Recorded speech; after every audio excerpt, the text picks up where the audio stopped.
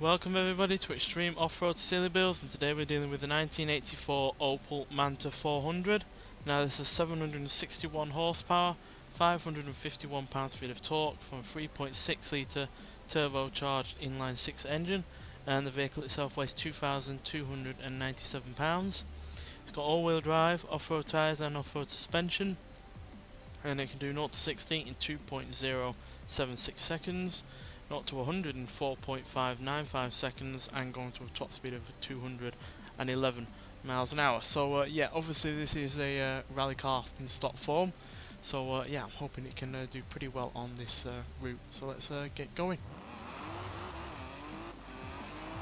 Now this isn't the first 80s rally car that we've had on this series. Obviously the Porsche 959 has been out before, but that was a relative disappointment, as it wasn't as quick as I would have hoped and anticipated, considering its rally potentials and the fact that it had a lot of power. This obviously doesn't have anywhere near as much power as that vehicle does, but I think in retrospect it's going to be a lot easier to control, because that Porsche was somewhat all over the place. This is also lighter as well.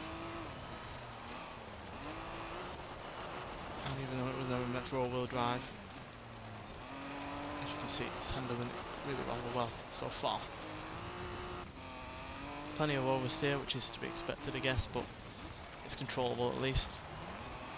It's not flailing all over the place.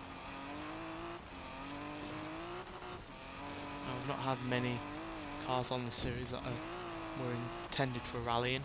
Obviously we've had the 959.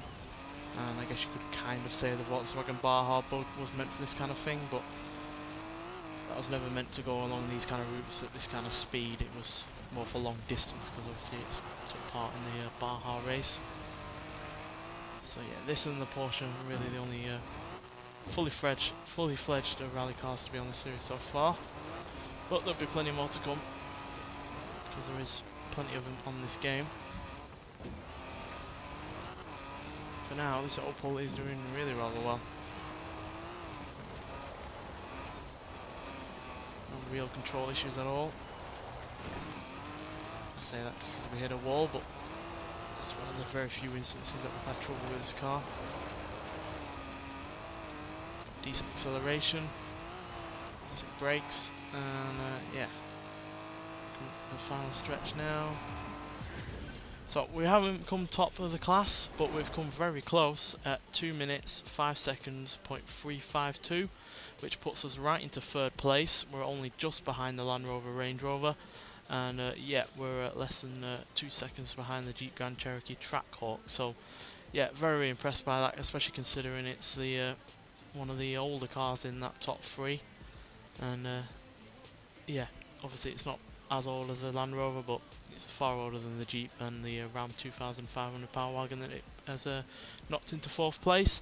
And yeah, far quicker than the MG from the previous episode, and yeah, far quicker than the Porsche 959, which is a year younger than this. So yeah, perfectly happy with that. Granted, if I had more practice with it, obviously I would get a faster time, but again, like previous episodes I've explained, that we only ever take it on one run to make it fair for all vehicles.